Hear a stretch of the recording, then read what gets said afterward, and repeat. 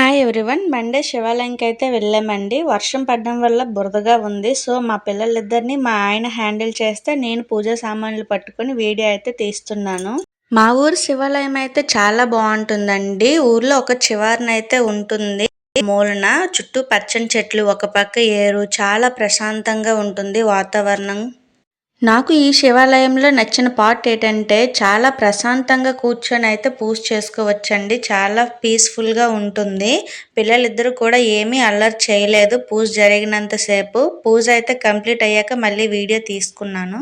ఈ శివాలయం చాలా పాతదే కానీ చాలా బాగుంటుంది, పీస్ఫుల్గా ఉంటుంది మైండ్ కూడా. ఈ వీడియో నచ్చితే లైక్ చేయండి, సబ్స్క్రైబ్ చేసుకోండి. Bye bye everyone.